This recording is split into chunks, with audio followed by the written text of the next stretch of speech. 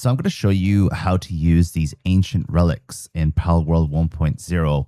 These relics are probably one of the most important things in the late game in Palworld. And what you simply do is you go to this machine here, the Ancient Relic Recycler, put some World Tree Holy Water in this slot down here to give you 1.5 times the amount of items, and simply just put them in here and dedicate a pal to actually working on this. You obviously need to power it, and you'll often need to turn on the power here as well, just so you know. And then when you click acquire, you'll have all of these items in here. Now, some of these items are so important in your game. For example, you have your disposable implants, so you can get some of the best implants in the game just by doing these relics. You can get tons of these ancient civilization cores as well.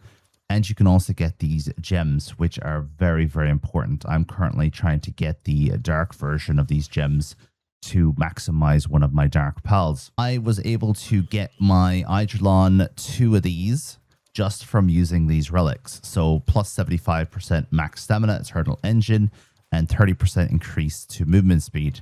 I didn't have to do any breeding to get that. It was 100% from these relics. When it comes to those gems I was showing you, when you have a pal that is 4-starred, you can increase it to its max level 5 stars by using those gems. You need about 50 of them.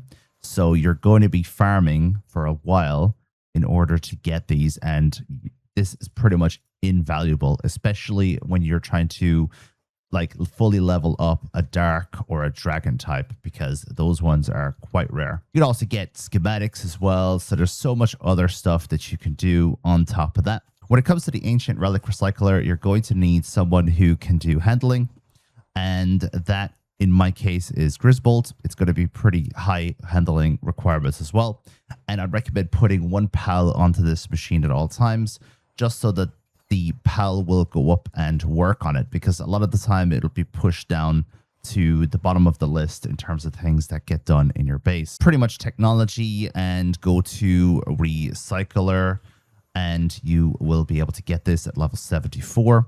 That's about the time that you should be going to the world tree in the first place. And it's expensive-ish to make, but you should be fine. You'll be able to get these in no time. To actually get the relics, I recommend just farming the bosses in the world tree. And you can also get them from pretty much any enemy in the world tree as well. Pick off that mercy ring that came out. And there are different rarities of these as well. So there is basic ones, which aren't going to give you much. There is some pretty rare ones as well. And I think the rare ones you're mostly going to get from the mini bosses around the world tree map. I tend to farm these two pretty regularly, because not only do I get glowing ancient relics from them a lot of the time, I also get dark radiant gems from them, which is very useful in my case particularly.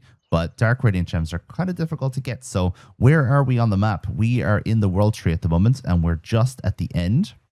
And we are within the seal. You go across the bridge, and then you come over here to Celestial Noct, and you can capture Celestial Noct, of course, get even more. So I'm just going to zoom out real quick so you can kind of see where I am. This is the entrance of the world tree, and then all the way over on the western side, you have the Celestial Noct.